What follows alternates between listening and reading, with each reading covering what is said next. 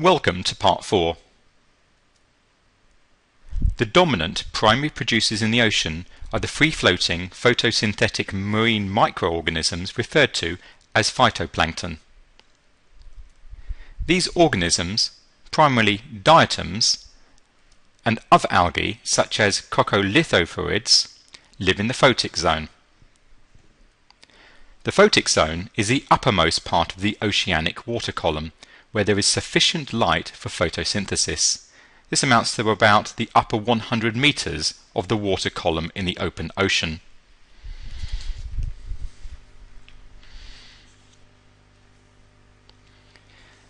Phytoplankton consume carbon dioxide and produce oxygen through photosynthesis in much the same way as do land-based plants. Although the gases phytoplankton use and produce are dissolved in seawater, there is a continuous gas exchange between the atmosphere and the ocean. Thus the activities of phytoplankton affect the atmosphere as well as the ocean. Much of the organic matter produced in the surface ocean by phytoplankton is consumed by zooplankton. Zooplankton are free-floating marine consumers, including small invertebrates and microorganisms such as radiolarians and foraminifera. These microorganisms and invertebrates cannot photosynthesize. Zooplankton produce fecal pellets that, together with other large particles of decaying organic matter, settle through the water column to great depths. In contrast to the flux of organic matter from treetops to the ground, though, only about 1% of this material survives the trip to the sea floor. Even then, the material is subject to efficient recycling by aerobic and anaerobic decomposers that live on the sea floor or in the uppermost layers of sediment. As a result, only about 0.1% of the organic matter that settles from the surface ocean is preserved in marine sediments. Most marine organic matter is decomposed by animals and microbes as it settles through the water column. This decomposition releases carbon dioxide, the product of both oxygen-breathing animals and microbial respiration, and nutrients to the oceanic deep waters. For marine organisms, nutrients lead to high rates of primary productivity if they are available in the appropriate concentrations. Thus it is critical to the productivity of the marine biota to get these nutrients back to the surface.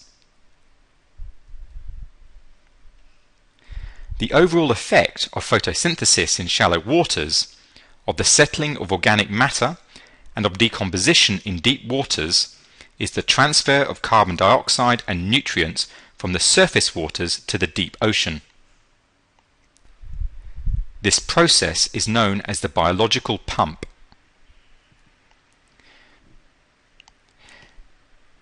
The settling of organic matter is balanced by upwelling as part of the oceanic circulation. This upwelling brings nutrients and carbon-rich waters back to the surface, replenishing the nutrients and carbon removed by the biological pump.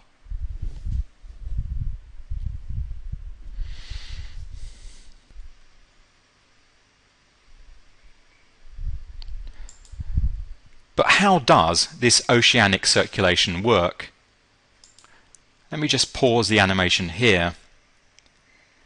The oceans are mostly composed of warm, salty water near the surface over cold, less salty water in the ocean depths.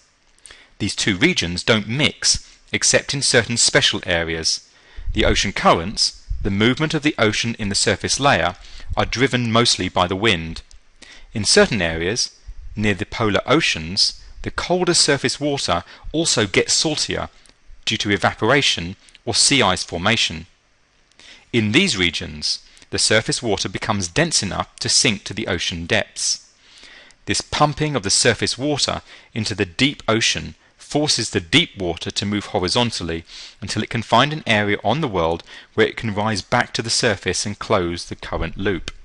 This usually occurs in the equatorial ocean, mostly in the Pacific and Indian Oceans.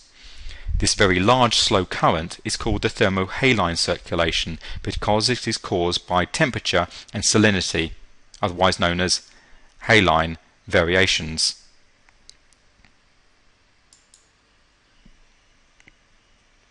This animation, again produced by NASA, shows one of the major regions where this pumping occurs, the North Atlantic Ocean around Greenland, Iceland and the North Sea.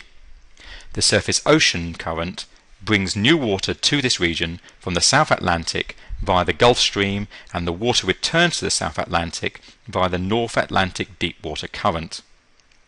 The continual influx of warm water into the North Atlantic polar ocean keeps the regions around Iceland and southern Greenland mostly free of sea ice year-round. You can see here the water dropping down to the bottom of the ocean.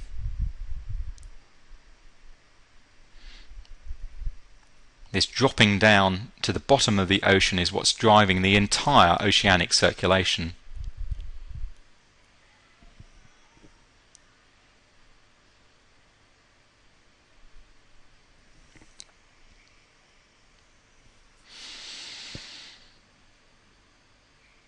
We're now following this deep sea current from the North Atlantic down into the South Atlantic.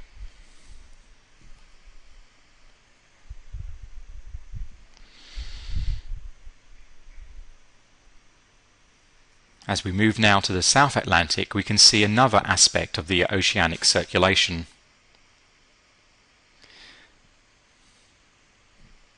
The animation is now also showing another feature of the global oceanic circulation, the Antarctic circumpolar current. The region around latitude 60 degrees south is the only part of the Earth where the ocean can flow all the way round the Earth with no land in the way. As a result, both the surface and deep waters flow from west to east around Antarctica.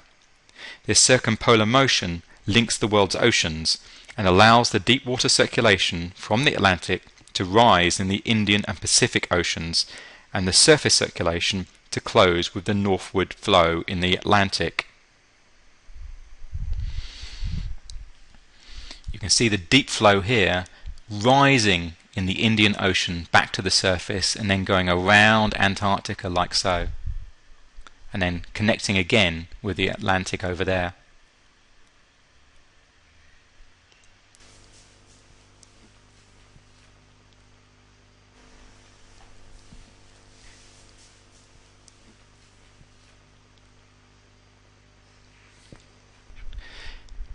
It should be noted, of course, that in this animation the depths of the oceans were greatly exaggerated to better illustrate the differences between the surface flow and the deep water flows.